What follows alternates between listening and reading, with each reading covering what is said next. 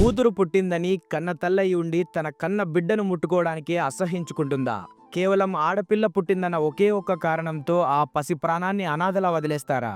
ఈ రోజుల్లో కూడా ఇలాంటి మనస్తత్వాలు ఉన్నాయంటే మనం ఎంత వెనుకబడి ఉన్నామో ఈ కథ వింటే మీకే అర్థమవుతుంది. ఒక హాస్పిటల్ వార్డులో పసిపాప ఏడుపు వినిపిస్తుంది. కానీ ఆ పాప పక్కనే ఉన్న తల్లి రమ్య మాత్రం మొహం తిప్పుకొని పడుకుంది.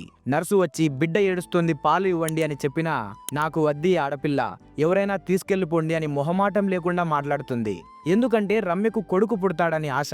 తన అత్తగారి మాటలు విని ఆడపిల్ల పుడితే భారం అనుకుని ఆ పసి ప్రాణాన్ని కన్న తల్లి అని కూడా చూడకుండా దూరం పెట్టింది. సరిగ్గా అప్పుడే రమ్య వాళ్ళ అమ్మ అక్కడికొచ్చింది. తన కూతురు ప్రవర్తన చూసి షాక్ అయింది. ఏంటే, ఆ పాపను ఎత్తుకోవడానికి కూడా నీకు మనసు రావడం లేదా అని అడిగితే, ఆడపిల్ల పుట్టింది కదమ్మా, రేపు దాని పెళ్లికి చదువుకి ఎంత ఖర్చు అవుతుందో తెలుసా అని రమ్య బదులిచ్చింది. అప్పుడు ఆ తల్లి ఒక చేదు నిజాన్ని బయట పెట్టింది. రమ్య, నువ్వు పుట్టినప్పుడు కూడా నీ తండ్రి ఇలాగే అన్నాడు.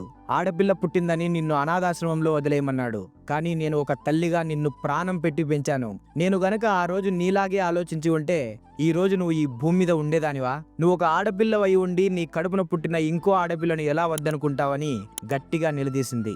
ఆ మాటలతో రమ్యకి ఒక్కసారిగా కళ్ళు తెరుచుకున్నాయి. తన స్వార్థం ముందు ఒక ప్రాణం విలువను మర్చిపోయానని ఏడుస్తూ ఆ బిడ్డను గుండెలకు హత్తుకుంది. మిత్రులారా, ఆడపిల్ల అంటే భారం కాదు, ఆ ఇంటికి వచ్చే మహాలక్ష్మి.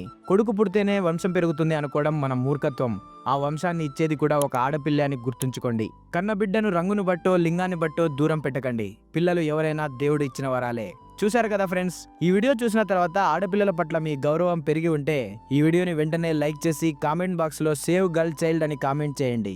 అలాగే ఈ విషయాన్ని ప్రతి ఒక్కరికి షేర్ చేయండి. ఇలాంటి మరిన్ని పవర్ఫుల్ మరియు అవేర్నెస్ వీడియోస్ కోసం మన ఆరి ఛానల్ ని సబ్స్క్రైబ్ చేసుకోవడం మర్చిపోకండి. నేను మీ సాయినాథ్, సైనింగ్ ఆఫ్ టీమ్ ఆరి.